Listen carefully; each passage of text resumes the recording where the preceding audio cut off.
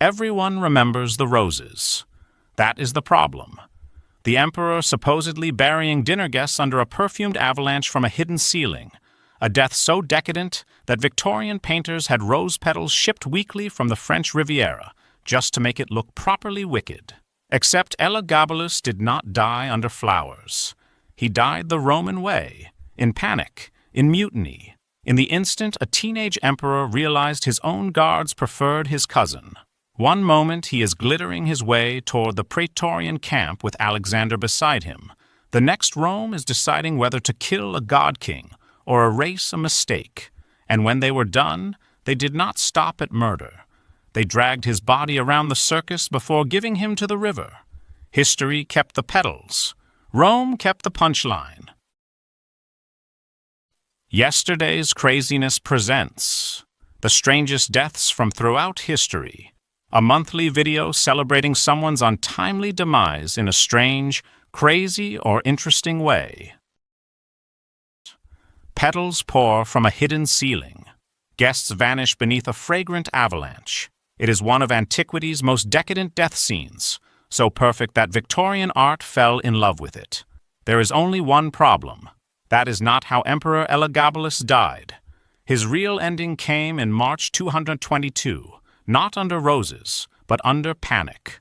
No perfumed ceiling, no slow theatrical suffocation, just a teenage emperor, a Praetorian camp, and Rome preparing to erase him so thoroughly that even burial was too generous.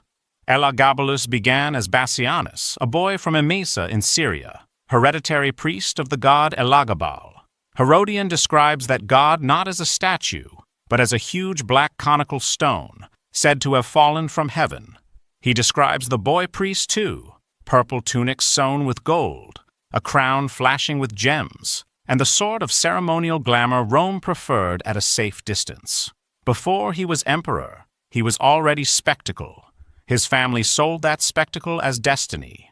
His grandmother Julia Emesa spread the useful rumor that he was Caracalla's secret son, slipped him into camp by night, and the soldiers embraced the story because it came wrapped in money and memory. By 218, the 14-year-old priest had become emperor.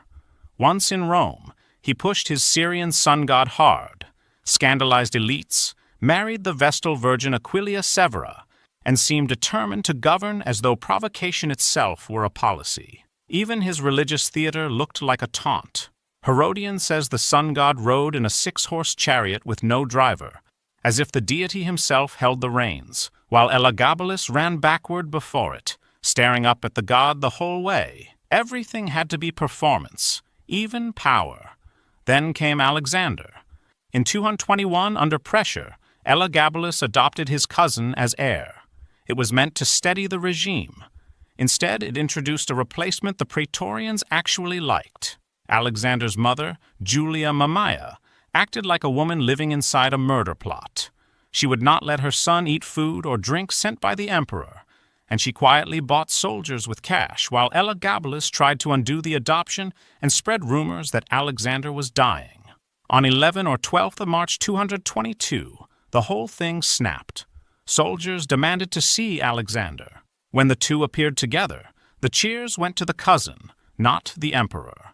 Elagabalus responded in the traditional style of doomed rulers everywhere, by ordering punishment for the men whose loyalty he had just lost. Inside the Praetorian camp, the guards killed him and his mother Soemius. Cassius Dio says he tried to flee hidden in a box and failed. The Historia Augusta prefers a latrine. Rome, generous as ever, preserved both humiliations. What followed was not mere murder, but public cancellation in marble and sewage.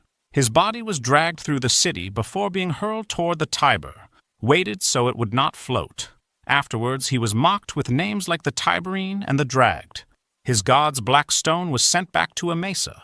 His name Antoninus was struck from the record. The empire promoted Alexander and pretended the nightmare had been a clerical error. And yet Elagabalus is still remembered beneath flowers.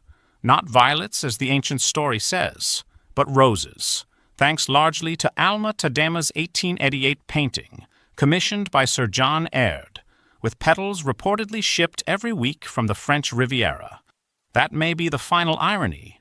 The boy who ruled Rome as spectacle died in a barracks panic, was dragged through filth, and denied a grave. But history gave him what he would have understood best, a more beautiful performance than the truth. If you liked what you watched, please like and subscribe.